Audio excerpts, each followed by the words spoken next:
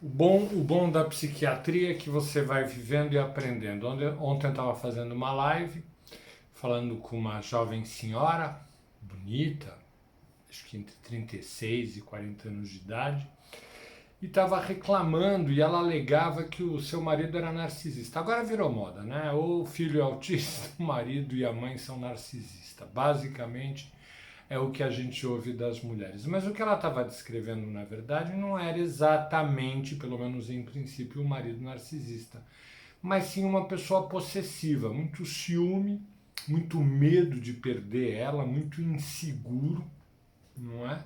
Então qualquer movimento, ela é bonita, né? Ela é simpática, então qualquer movimento dela para fora levava ele à insegurança de perdê-la, porque o inseguro é assim, né? Ele acha que qualquer um que passar leva, né? Porque ele não se sente, ele não tem esse poder, essa sensação de poder interno, então ele acha que vai levar e fim de papo.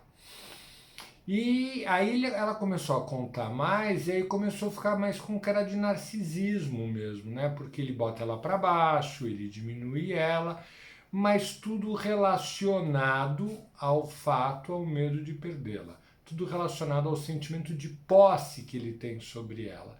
E eu aqui na minha mediocridade comecei a fazer a comparação e comecei a perceber que tem grandes similaridades entre a possessividade e o narcisismo. Acho que no fundo são a mesma coisa com uma intensidade maior. O possessivo, por se sentir fraco, ele precisa ter o sentimento de posse sobre a outra pessoa.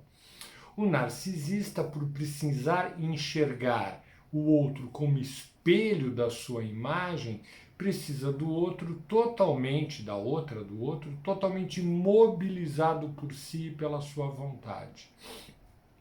Os dois têm que ter o sentimento de domínio sobre o outro. E esse domínio sobre o outro servem, e eu acho que é no caso dos dois também, para atenuar a sua insegurança. Ironia. O narcisista, aquele que se alimenta da imagem positiva que o outro reflete, ele é muito mais inseguro, ele é muito mais fraco e, portanto, ele é muito mais possessivo do que simplesmente o possessivo. O possessivo tem essa sensação de insegurança e precisa se sentir dominando o outro, mas não tem essa necessidade toda de ter o outro lhe elogiando o tempo todo. Só precisa enxergar o outro, a outra, sendo mobilizada por ele. Então, o possessivo exagerado, na verdade, acaba sendo um narcisista. Ou, se você preferir, um narcisista um pouco menos intenso acaba sendo um possessivo. Mas os dois têm a necessidade de perceber o outro, a outra, funcionando em função dele, ou destruindo ele para poder manter, ou podando ele de alguma maneira. Nossa, que confusão! Eu não entendi nada do que eu falei. Você entendeu? Você entendeu a diferença entre possessivo e narcisista? Escreve aí para eu melhorar essa minha burrice, essa minha incapacidade.